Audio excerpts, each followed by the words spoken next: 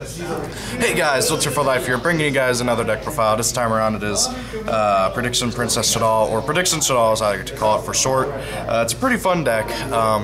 Utilizes the best parts of Shaddolls and the best parts of Prediction Princess, or at least what I think, and it works pretty well. It's a pretty fun deck. It can be a bit slow, but it can also be very explosive. Just simply depends on what you draw and what you do with your draws. So yeah, without much further ado, let's go. Deck profile. I play 3 of the Prediction Princess Terrell tray. She is possibly one of the best non-Necros or Giski ritual monsters out there. Basically being a Book of Moon and a Book of Eclipse, and also being a little bit of a monster reborn by summoning a flip effect monster from your hand or graveyard during its end phase, during its of your end phases. Pretty good ritual monster overall, and is pretty powerful, in my opinion.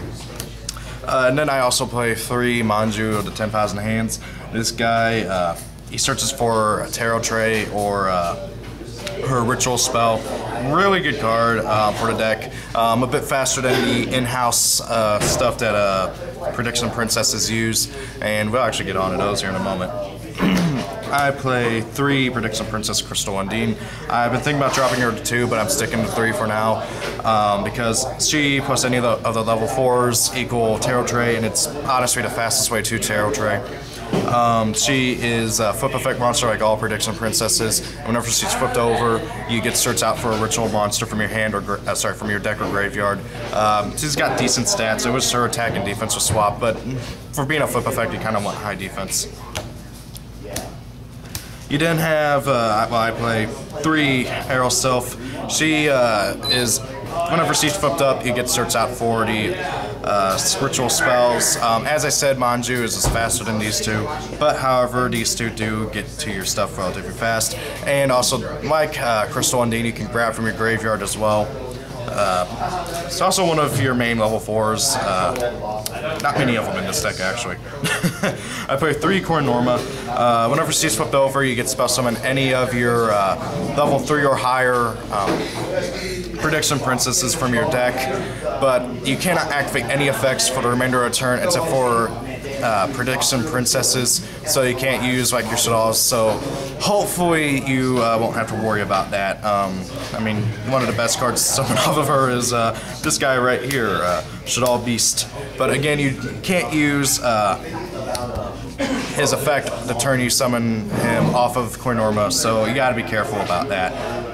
I play Beast because, you know, getting to draw is always helpful. Then I play 3 Dragon. Being able to pop spells and bounce monsters is really good. By the way, if you guys don't know, the Shaddolls do trigger their effects off of being used for a ritual summon because they were sent from the hand or field to the graveyard by a card effect. So it's just like being used for a fusion summon. Pretty useful. And then to round up the monsters, I play 3 Shaddoll Hedgehog. Search out the monsters or the spells. I like this guy a lot. He's helpful and just generally decent. Searches out for stuff. That's the main thing. This deck can get very thin very fast. I play 3 of the ritual spell for tarot tray. Standard ritual spell stuff, 9 or more, which is useful sometimes if you got a whole bunch of like 3s and 4s or something.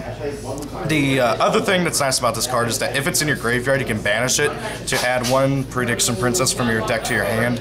You can even use, you can even search out tarot tray and stuff. Pretty useful card overall. You don't really want to banish it too often though, as there is no way to get it back, which really sucks. Unless I could play Necroface or something.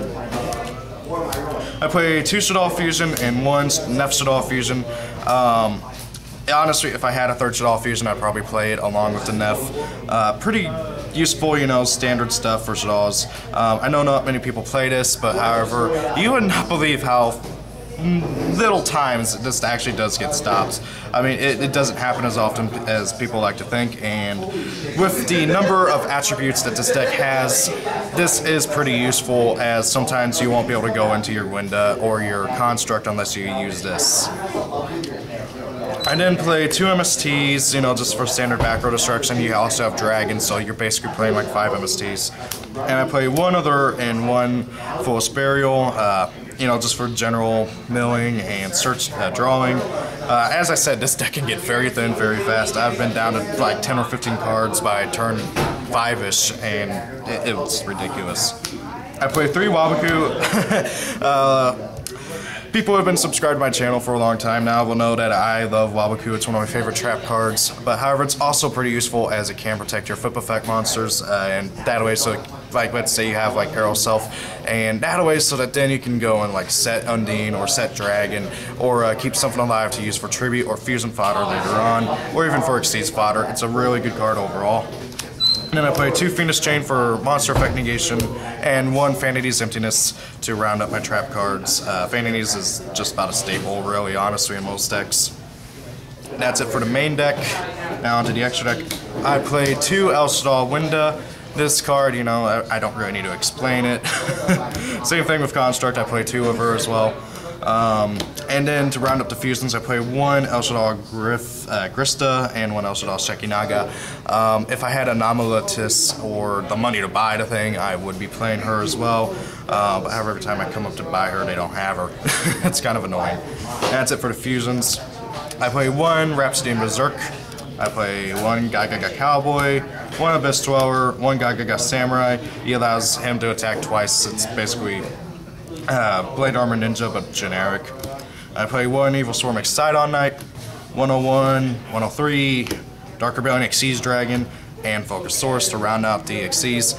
And that is it for the extra deck, actually.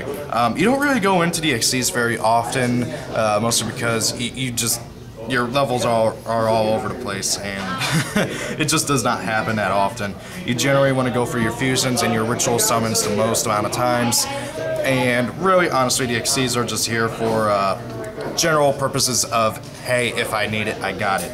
I love this deck a lot. It's a lot of fun, and I recommend people to try it out, try their own builds of it. This deck can be built in so many different ways, and I love playing it. It's really a lot of fun. So tell me what you guys think, and I will see you all later. Peace out.